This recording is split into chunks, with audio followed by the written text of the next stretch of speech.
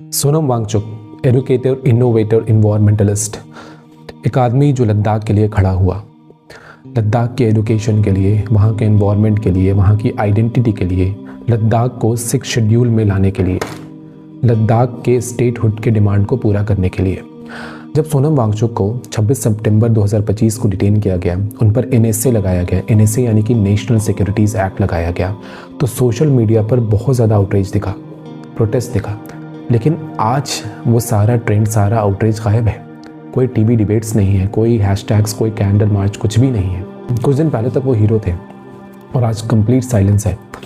और यही साइलेंस सरकार का सबसे बड़ा हथियार होता है।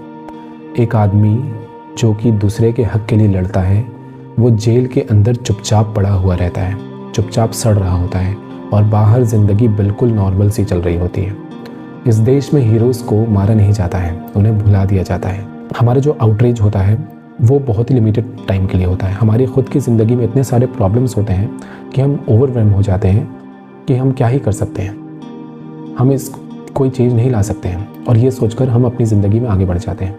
अब यही बात सरकार भी जानती है। They know this pattern. They know कि इनिशियल स्टॉर्म आएगा, उसको थोड़ा सा झेल लो, फिर सब शांत हो जाएगा। बाकी मीडिया तो अपने हाथ में है ही है।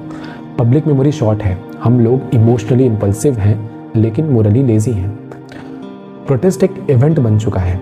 चीज़ों को ठीक करने का प्रोसेस नहीं बना है प्रोटेस्ट, क्योंकि उसमें सब्र चाहिए होता है, सस्टेन करना होता है उसको। इसलिए गवर्नमेंट की स्ट्रैटेजी अक्सर सिंपल होती है, वेट करो, लोग भूल जाएंगे, और ज़्यादातर केसेस में लोग भूल ही जाते हैं। ये सिर्फ सोनम वांगचुक की कहानी नहीं है। कोई भी स्टूडेंट लीडर हो, कोई भी जर्नलिस्ट हो, कोई भी एक्टिविस्ट हो, हर बार सेम साइकिल होता है।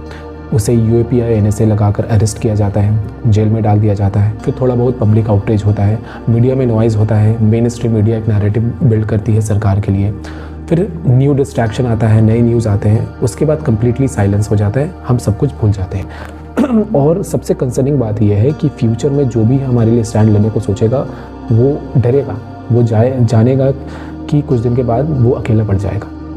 साइलेंस ही सबसे बड़ा वेपन है सरकार का, और ये वेपन अक्सर हम ही देते हैं सरकार को। We don't kill our heroes, we forget them. सच ये है कि हम लोग आउटरीच या प्रोटेस्ट के एडिक्ट होते हैं, लेकिन जस्टिस के नहीं होते, क्योंकि जस्टिस को सस्टेन करना पड़ता है। जस्टिस के लिए सस्टेन्ड वे में लड़ना पड़ता है। हर स्ट्रगल के लिए हमारे पास एक लिमिटेड इमोशनल बजट होता है। जैसे ही कोई नया इशू आता है, पुराना स्ट्रगल हमारे दिमाग से बिल्कुल गायब हो जाता है। गवर्नमेंट को किसी भी प्रोटेस्ट को सप्रेस करने के लिए कुछ खास करना भी नहीं पड़ता है, बस टाइम देना होता है। Government waits for us to forget and then it wins each time. Truth and democracy loses each time just because we forget.